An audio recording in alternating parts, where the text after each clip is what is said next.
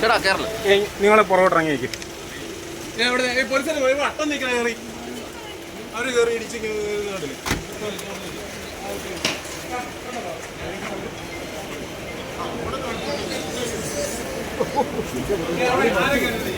നമസ്കാരം. ചാനൽ ചർച്ചയിലെ മതവിദ്വേഷ പരാമർശ കേസിൽ തിങ്കളാഴ്ച രാവിലെയോടെയാണ് PC ജോർജ് കോടതിയിൽ കീഴടങ്ങിയത്.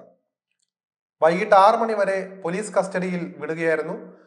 ചോദ്യം ചെയ്യലിന് ഈരാറ്റുപേട്ട പോലീസ് സ്റ്റേഷനിൽ എത്തുമെന്ന് അറിയിച്ചിരുന്നുവെങ്കിലും അതിനാടകീയമായാണ് ഈരാറ്റുപേട്ട കോടതിയിലെത്തി കീഴടങ്ങിയത് PC ജോർജ്.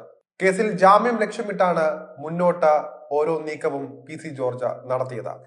എന്നാൽ കോടതി പോലീസ് കസ്റ്റഡിയിൽ വിടുകയായിരുന്നു. കോടതി തീരുമാനത്തിന് പിന്നാലെ ഇവിടെ നിന്ന് PC ജോർജിനെ വൈദ്യപരിശോധനയ്ക്കായി കൊണ്ടുപോവുകയായിരുന്നു. പോലീസ് റിപ്പോർട്ട് കൂടി പരിഗണിച്ച ശേഷം ജാമ്യത്തിൽ കോടതി ഇടപെടാമെന്നായിരുന്നു തീരുമാനം. പോലീസ് നൽകിയ കസ്റ്റഡി അപേക്ഷയിൽ അപാകതയുണ്ട് എന്ന് കോടതി കണ്ടെത്തി. അപാകത പരിഹരിച്ച് കസ്റ്റഡി അപേക്ഷ വീണ്ടും സമർപ്പിക്കാനായിരുന്നു നിർദ്ദേശം. ഹൈക്കോടതി മുൻകൂർ ജാമ്യാപേക്ഷ തള്ളിയതിനെ തുടർന്നാണ് രാവിലെയോടെ PC ജോർജ് പാലാ ഈരാറ്റുപേട്ട കോടതിയിൽ ഹാജരായത്. അതിനാടകീയമായിട്ടായിരുന്നു PC ജോർജിന്റെ നീക്കം. അഭിഭാഷകൻ സിറിലും മരുമകൾ പാർവതിയും എത്തിയതിന് പിന്നാലെ ജോർജ് കോടതിയിൽ എത്തുകയായിരുന്നു. താൻ കീഴടങ്ങാനാണ് വന്നതെന്ന് ജോർജ് പറഞ്ഞു. BJP പ്രവർത്തകരും ഒപ്പമുണ്ടായിരുന്നു. രാവിലെ PC ജോർജിനെ അറസ്റ്റ് ചെയ്യാനായി വീട്ടിൽ പോലീസ് എത്തിയിരുന്നുവെങ്കിലും ഈ സമയം അദ്ദേഹം വീട്ടിൽ ഉണ്ടായിരുന്നില്ല. കോടതി ഉച്ചയ്ക്ക് കേസ് പരിഗണിച്ചപ്പോൾ ഇദ്ദേഹത്തിനെതിരെ നേരത്തെ രജിസ്റ്റർ ചെയ്തിട്ടുള്ള കേസുകളുടെ റിപ്പോർട്ട് പോലീസ് കോടതിയിൽ സമർപ്പിച്ചിരുന്നു. BJP നേതാക്കൾക്കൊപ്പമാണ് PC ജോർജ് കോടതിയിൽ എത്തിയത്. രാവിലെ മുതൽ PC ജോർജിന്റെ വീട്ടിൽ BJP നേതാക്കളും പ്രവർത്തകരും എത്തിയിരുന്നു.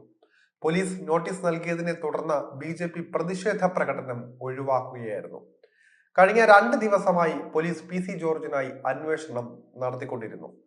കഴിഞ്ഞ ദിവസം പോലീസ് അറസ്റ്റ് ചെയ്യാൻ നീക്കം തുടങ്ങിയതിന് പിന്നാലെ ഹാജരാകാൻ 2 ദിവസത്തെ സാവകാശം PC ജോർജ് തേടുകയായിരുന്നു.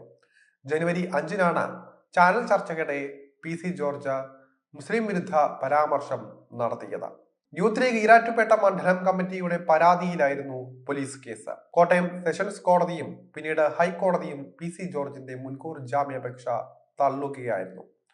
30 വർഷത്തോളം MLA ആയിരുന്നിട്ടും എളുപ്പം പ്രകോപനത്തിന് വശംവദനാക്കുന്ന PC ജോർജിന് രാഷ്ട്രീയക്കാരനായി തുടരാൻ അർഹതയില്ല എന്ന് ഹൈക്കോടതി ജാമ്യം തള്ളിക്കൊണ്ട് നിരീക്ഷിച്ചിരുന്നു.